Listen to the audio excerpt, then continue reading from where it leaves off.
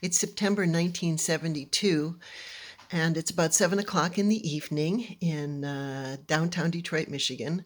I'm got myself into kind of a predicament, and so I have found myself on the 25th floor of a skyscraper, uh, locked outside of the offices of the tenant of the building, and they're all gone home for the night. And I'm locked in the lobby, the elevator lobby, between six elevators that have been shut down for the night. So, let me tell you how I got here. I was supposed to be going to a Tigers baseball game tonight with my dad.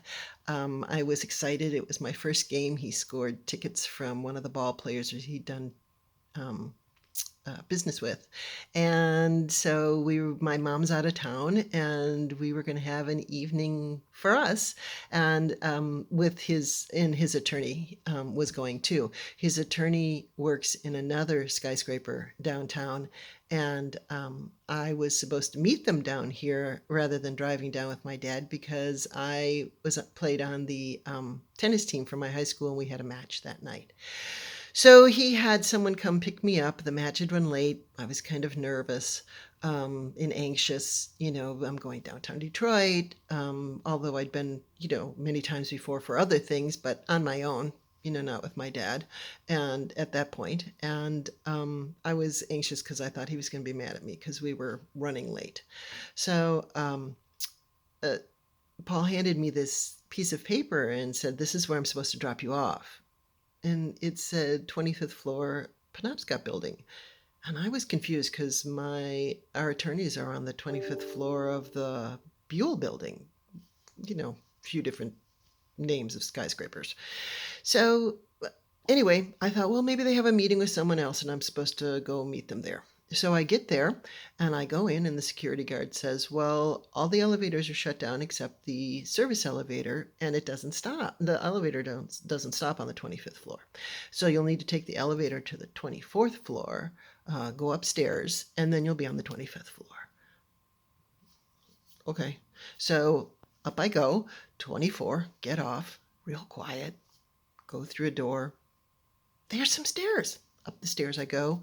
Now I'm walking down this long hallway with all kinds of private offices along the side. And I'm thinking, I'm listening for voices. I'm thinking, where is everybody? I mean, not everybody. Well, where's my dad? So anyway, I turn to my left, and all of a sudden I see these two big brown double doors and some green carpeting. And that anxiety and teenage brain going on. And I'm thinking, oh, that's what our attorney's office looks like. Two big double doors, green carpeting on the other side. So I walk through them. And then as I walk into the space, I hear this click. And I turn around and I'm looking at these two doors. It says Arthur Anderson's and Sons accounting firm. So I go to get back in, and they're locked. And I look around, and there's 6 elevator doors. I'm like, oh, they stop on the 25th floor on the way down, right? Okay. I'm okay. Just push the button. Oh, no. These are the ones that are shut down for the night. Oh, God. Okay. Gear up here. Start pounding on the door. Start hollering through the little crack in the door. Help! I'm locked in. I'm on the 25th floor. No response. Then I start screaming down the elevator shafts. All 6 of them. Then I take a break. And I sit down. I'm not a very emotional kid. I start thinking about my dad. And I start thinking, I wonder if he wonders where I am. And then I start thinking, when he gets home tonight and I'm not there, he's going to be really upset. And then I'm thinking, and when my mom finds out about this, is she going to be pissed at him? And then I started to cry. And then I'm like, oh God, like I don't want to spend the whole night in the elevator lobby. And what if I have to go to the bathroom? Oh, God, I got to do something. So I got up and started, besides crying, screaming some more.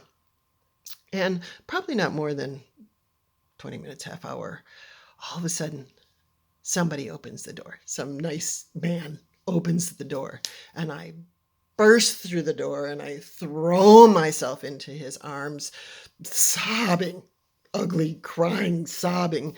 And he's like, okay, we're under control. He says, someone heard you shouting down the elevator shaft. And he said, I work on the 24th floor, so I came up to get you. He said, I'll help you out.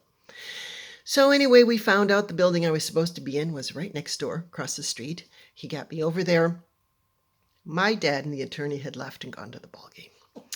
So now he left me $20 with someone there, and thinking I could just get a cab, join him. And so the nice man got me a cab, puts me in, and the cabbie says, well, I'll take her there, but I'm not going to be responsible for her safety. And I'm thinking, great, now I'm going to get mugged. So we get to Tiger Stadium. I run half a block down to Will Call. I'm like, okay, home safe. And the person at Will Call says, well, you can't get in this gate. You have to go back 4 gates to get into the stadium. So I run back 4 gates, run back through the stadium. I'm looking for my section. I finally get up there.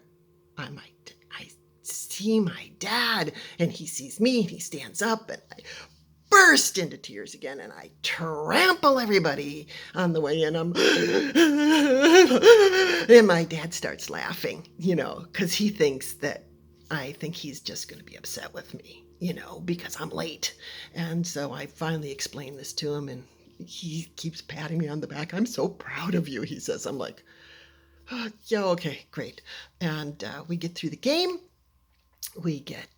I'm really tired. And we get into the car and we start on our way home. And all of a sudden he turns and looks at me and he says to me, oh my gosh, Bunny, I'm so sorry.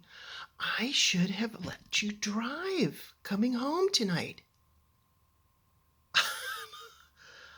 I'm like, oh, thanks, Dad, but really, nah, no thanks.